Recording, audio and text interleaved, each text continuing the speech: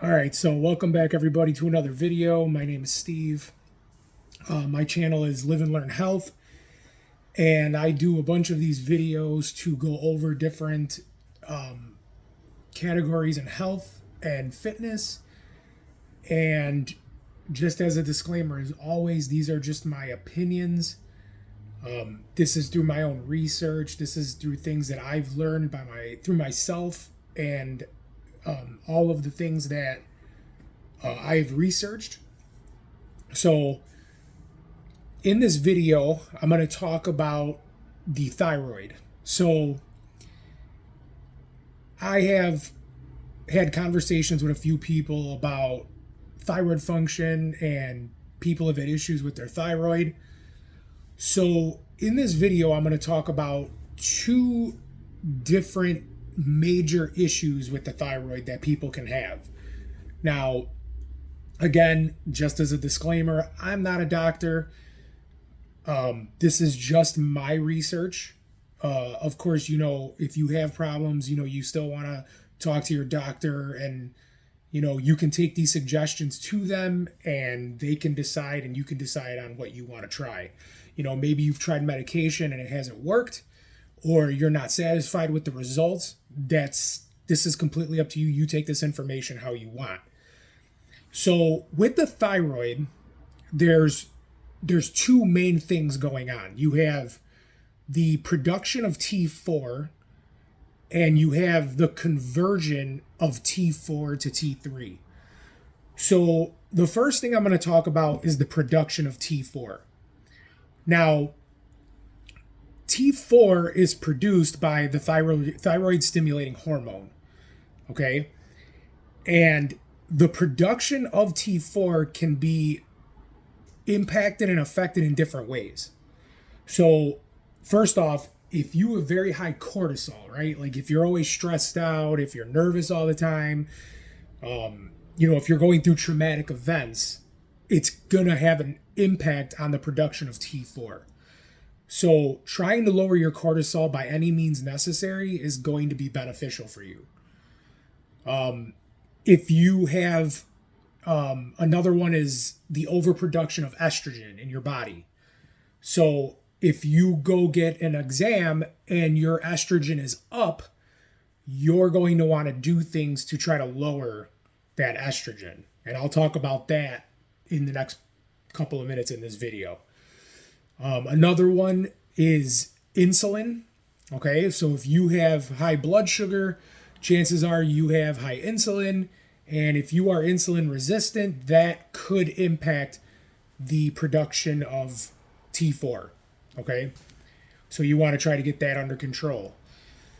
You'll want to increase your body's ability to make bile, and you also want to make sure that you are taking in the proper foods that are going to help with your liver. So again, in my past videos, I talked about nutrient density in foods. That's going to help with the production of bile. That's also going to help with cleansing the liver. Also, something that's very effective for liver health is fasting. Okay. I don't recommend doing fasting all the time, but intermittent fasting and even periodic prolonged fasting will definitely help with the production of T4 for the thyroid, amongst other things. Like I'm a big advocate of fasting. Don't go crazy with it. It's like everything else. It's in your arsenal. It's a item in your tool belt, right? Use it how you need it. Don't abuse it. Okay, that's what I like to say. So intermittent fasting and prolonged fasting could definitely help with the production of T4. And again, disclaimer, I'm not a doctor. These are just through my own research. These are things that I've discovered. Okay, take them as you wish. Now, the conversion of T4 to T3 can be assisted through different vitamins, nutrients, and minerals that people consume. So the first one is selenium, and you can get selenium through Brazil nuts. And you don't have to eat a lot of them. Maybe like 3 or 4 tops. I think a serving is very, very small. So don't overeat them, but just get enough in to where it's enough selenium you need to provide that conversion of T4 to T3 in your thyroid. Iodine is another one. One of the foods that's really good for iodine is sea kelp. I've taken sea kelp in the past. I've had really good benefits with it. Try it. If it works for you, use it. If it doesn't work for you, then you can try something else off of this list. Another one is vitamin D. Vitamin D is huge. There are a lot of people who are deficient in vitamin D. I recommend to people that they should take vitamin D. How much? That is up to you. I'm not going to give you a number because I'm not going to try to give you some false information. But majority of people are deficient in vitamin D. And especially the further you get away from the equator, the less sunlight you're getting. If you're not getting enough sunlight, you are going to be deficient in vitamin D. So you can take that in supplement form. You can get that from sunlight. And there are certain foods that are high in vitamin D. I don't necessarily have a list of those, but because I don't recommend vitamin D, I don't recommend food being a source of vitamin D. You're going to get a little bit from everything you eat, depending on how much it has in it. But the two biggest factors are either supplementing it or getting it from the sunlight. Okay. Vitamin A is another one. You can get vitamin A in liver, beef or chicken liver. I prefer chicken liver, but beef liver even more so. Eggs, I absolutely love eggs. In my other video, I talked about the type of eggs.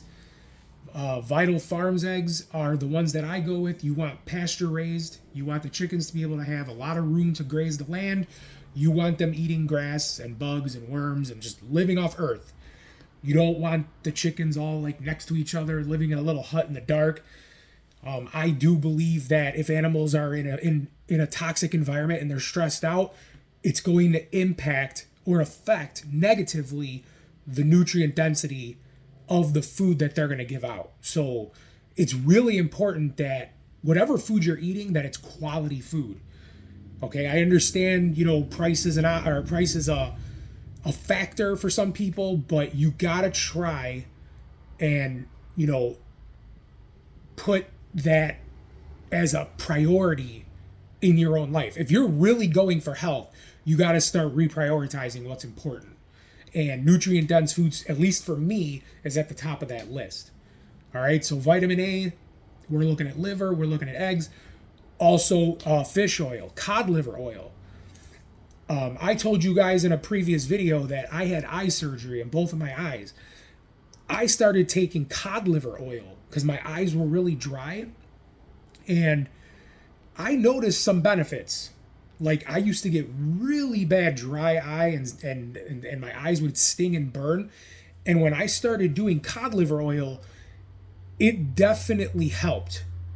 I can only attribute it to that because my diet was the same, my exercise was the same, my sleep routine was the same, and the only thing that really changed was I started supplementing cod liver oil. And there's a lot of benefits to cod liver oil. It's high in omega-3s. It's got DHA and EHA. It's very nutrient dense, and I highly recommend it. So cod liver oil is definitely something that is in my routine. Something for you to try. If it works, great. If it doesn't work, move on to the next thing. Zinc is another one. A food that's high in zinc is oysters. I don't really consume a lot of oysters. I used to. Be careful with the canned ones. I have gotten sick off of those before. If you're going to do oysters, know the source. Make sure they're fresh. Make sure they're clean. You can also supplement zinc too. It's really great for when you're sick. Getting your zinc in, some other things. Elderberry extract is another good one when you're sick, but zinc is also good for the thyroid as well. And then the B vitamins, I recommend for the B vitamins nutritional yeast. It comes in like a powder. It tastes like cheese. You can take it straight up in a spoon. That's what I do. You can throw it over a salad. It gives it like a cheesy flavor. It is an excellent source of the B vitamins. It's very nutrient dense in the B vitamins. So more specifically for the conversion of T4 to T3, we're looking at B2, B6, and B12. Okay? And then finally, the last one is iron. So I know a lot of people are scared of meat. All right? Listen, if you're a vegan or a vegetarian and you're doing it because of you're protecting animals, I understand that, and I will always get that. And everybody has a choice in what they want to eat. I'm not here to tell you, vegan is right, vegetarian is right, carnivore is right. I'm not here to tell you what's right and what's wrong. But what I will always give you is facts, and iron is in red meat. Okay? That is a fact. If you do eat red meat, you do not have to eat a lot of it. You could do 4 to 6 ounces per serving, like in a meal, and you will get a great amount of iron. The other thing I always say with red meat, now the one thing the vegetarians and the vegans got right is the quality of our meat. If you're getting USDA meat, you may as well be eating junk. Okay? That meat is no good. It is grain fed. Those cattle that are eating that meat are eating a diet that they're not supposed to eat. They're stressed out. They're sick. And I'm sorry, if you're feeding an animal something it's not supposed to eat, you're making that animal sick. You eat what that animal is or provides, you get sick. You're just, it's the domino effect. You're just passing it along. Okay?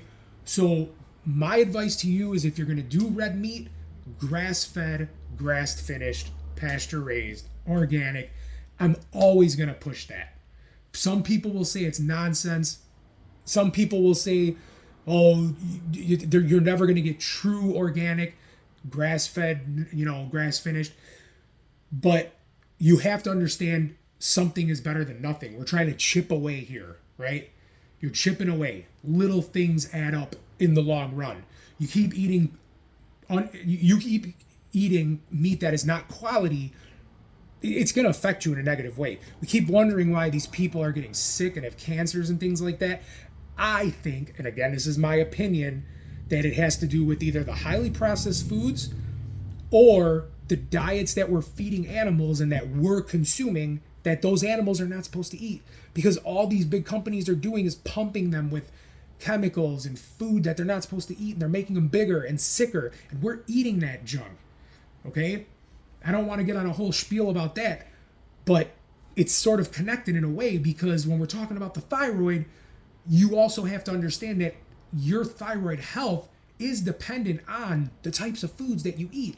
And I'm going to push that in every single video, no matter what I'm talking about. The food quality matters. It's always going to matter.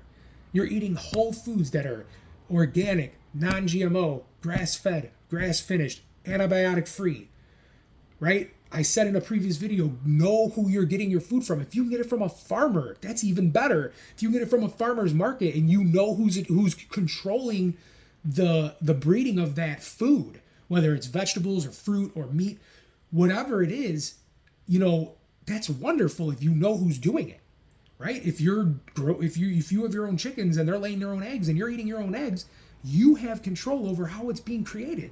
You don't have to worry about a third party coming in and tampering with that food.